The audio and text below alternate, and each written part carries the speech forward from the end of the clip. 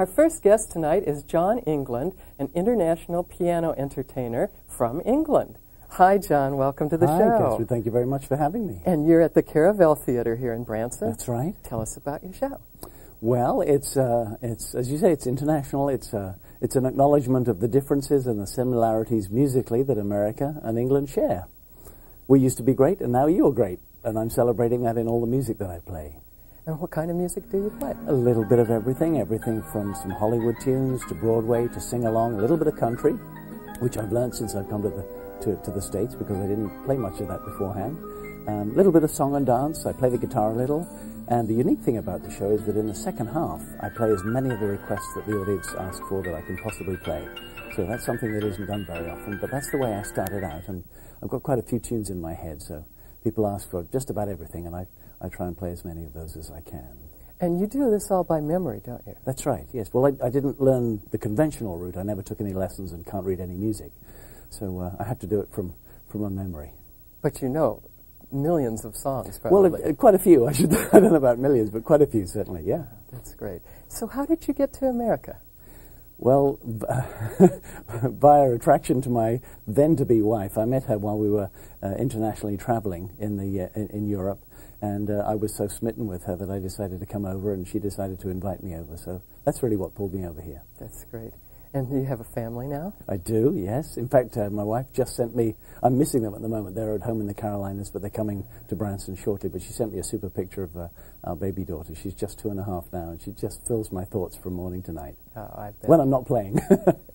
And so tell us where else you've been, and you mentioned the Carolinas. Well, that's where we moved to. My wife's from Connecticut and the Boston area, and we moved down to the Carolinas to take advantage of the nicer weather. And then I became aware of Branson as a super opportunity to play my music and to reach an audience that liked the sort of thing that I do. And so we come over here. But before then, I've traveled pretty much all over the world. A long time ago, I played on some cruise liners. And I found I was playing mainly for an American audience because the greatest show tunes and the greatest tunes in the world come from Hollywood and Broadway.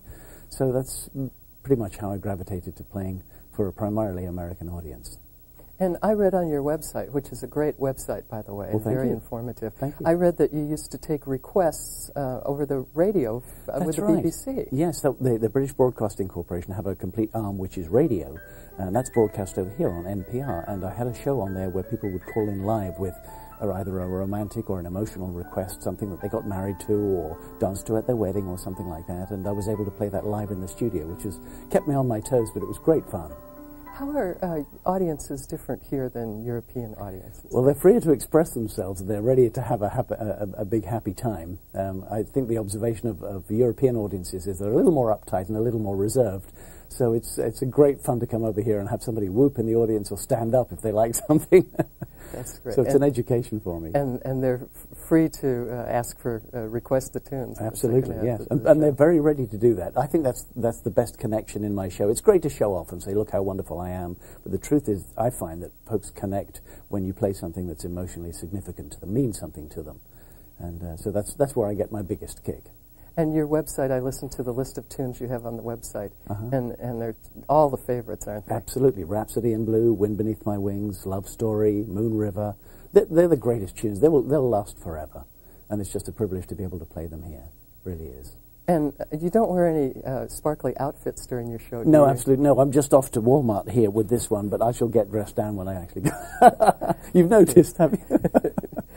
Hard not to notice. Absolutely. Do you walk down the street much in that outfit? No, not unless I'm looking to get arrested. I have about 5 or 6 costume changes during the show, so this is the finale outfit, and this is my special transatlantic top hat here, where I acknowledge both of the nations that provide me with the greatest music experience. And the Queen kind of gets in on the act, absolutely, too, yeah. Well, I played for her Silver Jubilee back in 1977, one of my first professional engagements. And she was kind enough to participate in the show that I brought to Branson. So there's a bit of a surprise waiting for people that come and see it. Yeah, that's great. Well, John, thank you so much for being with us tonight. Thank you very much. It's been a nice pleasure and a meet privilege. You. Thank you.